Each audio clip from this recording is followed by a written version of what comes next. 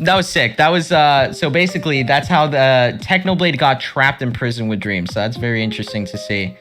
That is very, very that was very interesting to see. So I'm excited. I'm excited how it's gonna progress. But I did notice for a bit, it caused quite the conversation. I don't know why it caused quite the conversation. There was a whole discussion on Twitter I saw about lore and the type of lore that people like, the type of lore that people enjoy. And you know, what better way to dive into that topic while I'm playing Dream SMP? wait, is it Liz? Is it your birthday? Liz, let's talk a little bit about lore. Where do I start? First off, I think I gotta start and preface it with this. Thank you guys so much for how much love you guys show to all my lore and everything I do. I think in terms of how creative I get and how creative my job forces me to be, this is the most creative I've been probably ever. Interesting comments about people saying like, oh, you know what, I miss it more when like Dream SMP was like more like, you know, like lighthearted lore and all that. And it really got me thinking, like, not lighthearted, it's more like unplanned. It's more like unplanned. And it really got me thinking, you know, how far this whole concept of storytelling has come, to the point where people, you know, have certain preferences over how the story is told, whether it's with cinematics and like you know, cool music and like effects like that, or people prefer when it's more like improv based, you know, people just get on and do, you know, whatever. It's very interesting how the storytelling of this server has come to that point.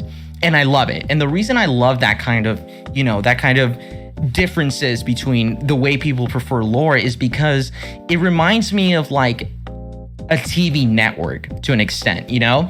Let's say Cartoon Network has 10 different cartoons and everyone has a different preference for each cartoon, right? And of course, everyone is entitled to their opinion, how they enjoy seeing the lore, how they enjoy looking at it. And I think more than anything, that's a cool thing. I don't know how to make black concrete, by the way.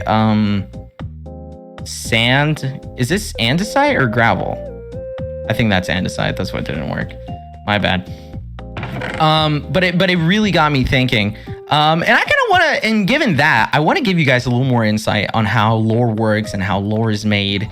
I can't speak for anyone else's lore. I can only really speak for mine because I know everything that goes into it and everything that it's made with. I'm gonna preface it by saying it's made with a lot of heart. I think that for me is the way a lot of passion, not heart. Okay, well, I don't know how to fucking make concrete. I'm fucking stupid apparently.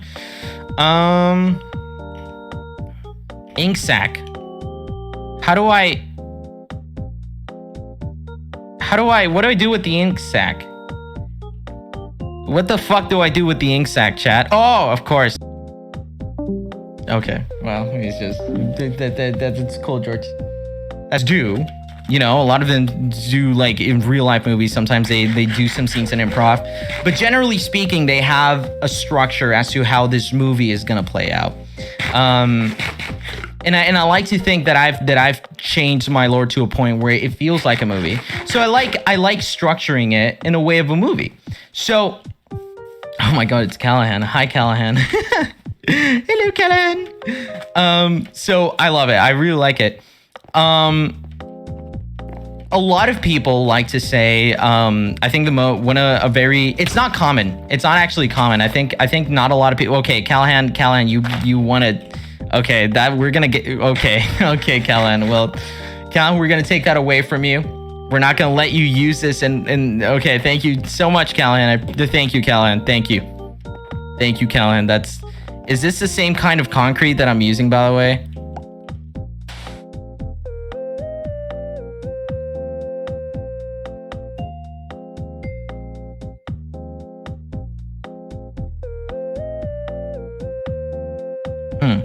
You know, it's not made from like one day to another. So in times where the story will progress faster in the Dream SMP, I do want to warn you guys that not all the lore is going to be like this, like cinematic thing. Like there's going to be times where I'm just going to stream it like a normal, you know, kind of like lore stream, or like, you know, like a normal lore stream, and just kind of do my thing when the story's progressing faster, because I can't make like a huge cinematic thing for every single, you know, thing that happens. But I want to talk more specifically about my last lore. My last lore stream with Foolish, Fundy, Purpled, and Slimesicle. That happened. Strawberry, thanks so much for the 100. Appreciate it. Thank you so much. I'm sorry. I'm gonna try and read. I'm gonna try and read the donos when I get the chance. Thank you guys so much, though. But I want to talk about my last lore stream. My last lore stream means so much to me. So much to me. And let me tell you why. It's because the structure of it is so carefully planned out and thought out to a point where it needed to be the exact way I wanted to. The reason for this is because for the first time in my lore streams, it is my job to introduce new characters to you guys. These new characters being Foolish, Fundy, Slimesicle, and Purpled. And of course, you guys know who these streamers are. You guys know who they are. But their integration to the lore in general is just so important to me. So what I did was I went to each character and I actually read up the wiki and the backstory they have, and I spoke to each one of them. I said, what do you like? Like, what is your character like? Speak to me from the perspective of your character. You know, like, speak to me from the perspective of your character. Again, and repeating myself, is all these characters do have lore, do have prior lore. Their lore has been going on for a while.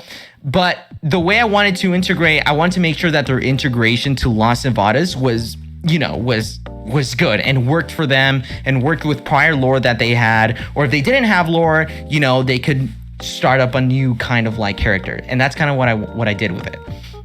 So I spoke to each one of them, and I wanted to know like what their characters like. I read up their wikis and what their history is with the Dream SMP and all. How do I add water, by the way, guys? What do you mean I have to add water? I'm not sure what that means.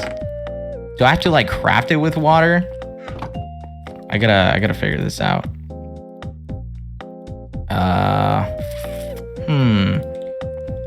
Does that mean you wanted to plan? Because it was to an extent their introduction to the country and an introduction to a lot of the moving parts that goes on in Dream SMP.